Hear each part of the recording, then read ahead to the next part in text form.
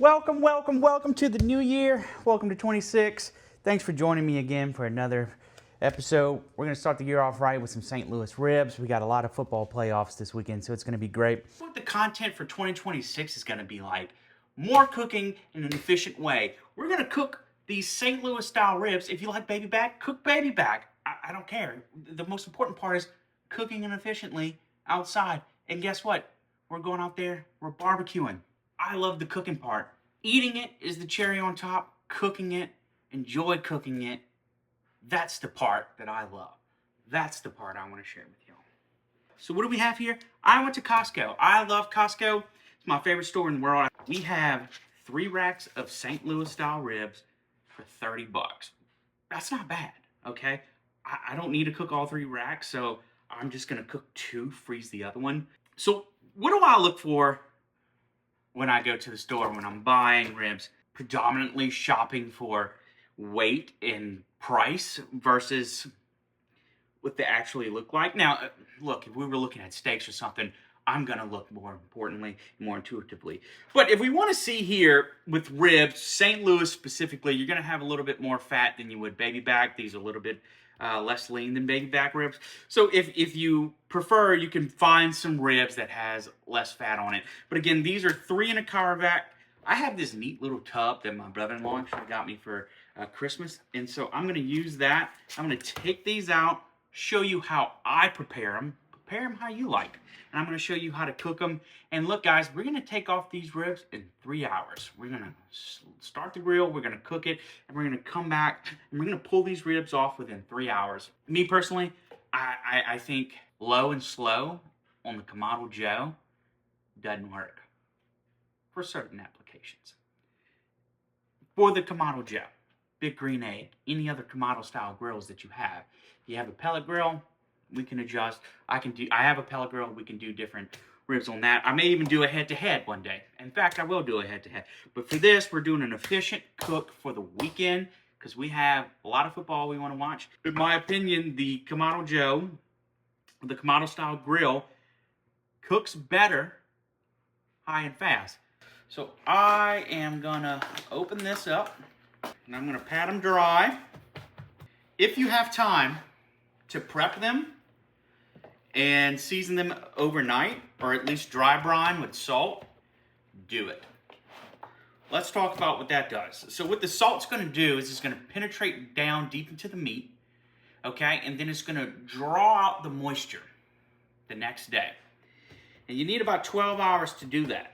So, and honestly, with a thin and small piece of meat like ribs, it's less important to do it overnight. But it's still, you can still definitely tell the difference. But all I did is I took any extra part of the rib that looked like it would burn, and I just squared these up. Okay, so remove the membrane off camera, but I am just not good at doing that. So, no need to show it.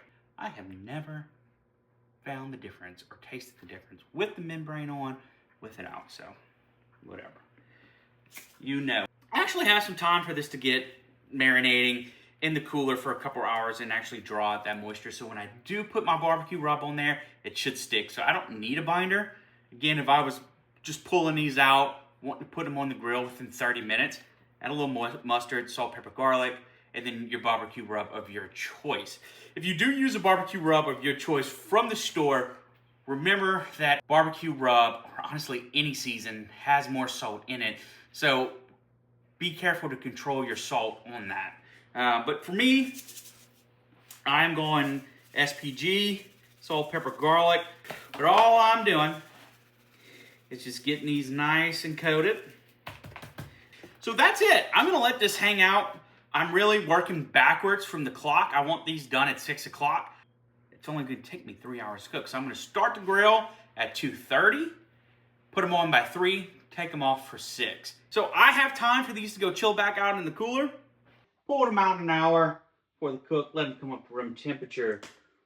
We're going to hit them with some Killer Hogs barbecue rub by Malcolm Reed. You use whatever barbecue seasoning you like. I like this one. I like it a lot. And I am just going to get in all the little cracks. It's good and red. And give that a little pat. And we'll flip. Bang. Bang. Do it on the back side. Now, these ribs are going to sit out for the next 20 or 30 minutes while I go get the grill ready. Take you guys out there. But this is perfect. They're going to sit down. We use some Killer Hogs Barbecue Rub by Malcolm Reed with How to Barbecue Right. I put the charcoal in here first so I don't burn another mic.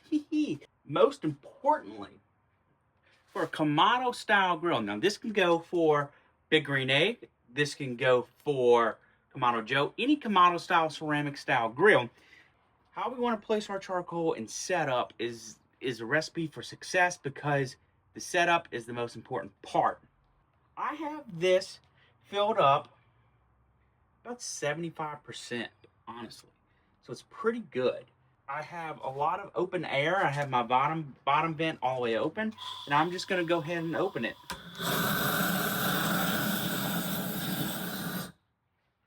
Such a fun way to do it. All right, so we have our center nice and hot. That's going to continue getting hot, continue getting lovely. All right, we got a grill stabilized. What we're going to do, so we want our grill 90% charcoal, 10% wood. Now, we're going to wait till these 2 chunks of cherry, I'm using cherry wood today, combust. Get rid of that nasty smoke.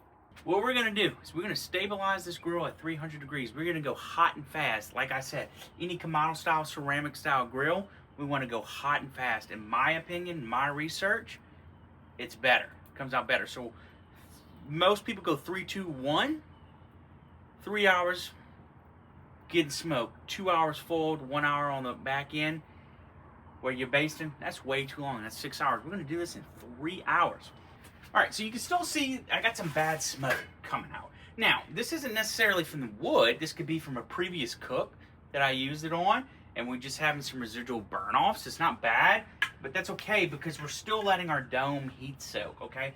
What I'm looking for is to be able to touch my hand on here for 3 to 5 seconds. What that is going to tell me is my dome is heated enough to where I'm not going to have massive temperature spikes and differences. So I'm waiting for all this to stabilize, and while we're waiting, let's talk about the wood you use. I like to use the natural wood available to us. For my research, we have cherry, apple, pecan, oak here. So I use cherry today because I have an abundance of cherry wood that I need to get rid of. But for ribs in particular, I think cherry and pecan would go very well. Per ChatGPT, oak, even though it's native here, but ChatGPT says it would be too bitter. And I believe that. You can use hickory if you like. You can see here that our smoke is starting to become translucent. And my dome is starting to heat soak. So I want to start locking this in. Okay, I'm going to go 300 for everything. I'm going to go 45 minutes on each side. So 45 minutes, bone side down. I'm going to go 45 minutes, meat side down. Then I'm going to wrap. We're going to install our heat deflector plates, okay? I'm going to go side down that I cooked with previously. And I'm going to install my grates. All right? Bang. Here are my lovely ribs. It's going to go right on there. 3 hours, folks. And what we're going to do is we're going to take a meter probe. We're just going to go right in there. I'll go overthink it. That's it. I'm going to wait till this stabilizes. I want that smoke out. All right. As you can see, we've been 45 minutes into the cook. We're going to do our first flip. We're going bone side down. Looking good. Remember, we're not spritzing or anything. This is good stuff right here. Good caramelization.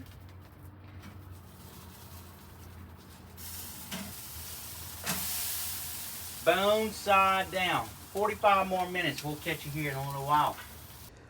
All right. We are 45 minutes in on our second side cook. Let's flip it over. All right, so we are ready for the foil. We got some good pulling back on the bones. It's a good sign. Let's flip it one more time. Good caramelization. Again, on these Kamado style grills, hot and fast is the name of the game. Alright, so we got our ribs, 45 minutes each side. We're taking them off the grill. I have 2 pieces of tin foil laid down. What we're going to do is we're going to make a sauce inside of the foil, and then we're going to go back on the grill for 45 more minutes. So we're at 2 hours and 45 minutes total cook time, and then we're going to take them back off the foil and then baste them one more time with some barbecue sauce of your choice for the last 15 minutes to round out the 3 hours. So what we're going to do is add some barbecue sauce to the bottom of this. Okay. Then we go back with the same barbecue rub I used. Add it right down there.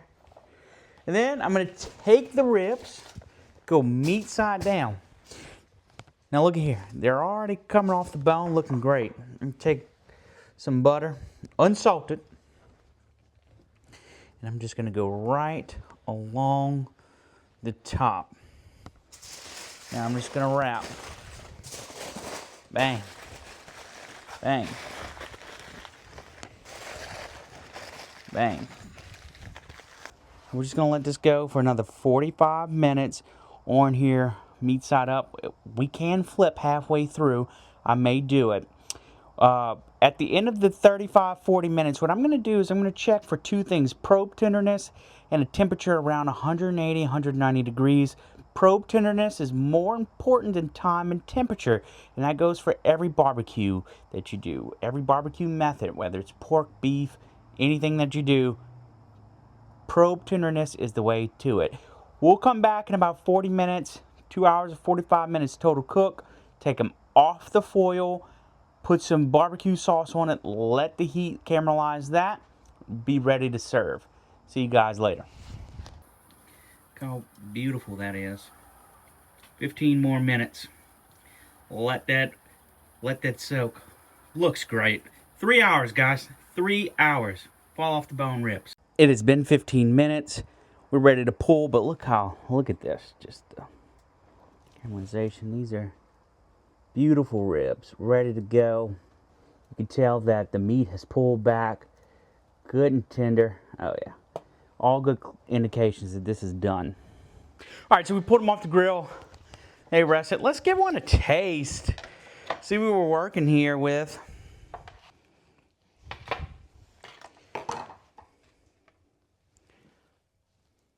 Look at that. It's literally the definition of fall off the bone ribs. Here is another one. It's not on the end. Great smoke flavor. Great taste for 3 hours. Hot as hell. You can't beat it. Remember, this isn't competition. This is just, I want some barbecue ribs. And I made them in 3 hours, and they taste great. They fall off the bone. So, that's a win. Happy New Year's. Thanks for joining me. If you're watching on TikTok, watch it on YouTube for the full video. Look for it for the rest of the videos throughout the year. Thank you guys. I appreciate it. Happy New Year's.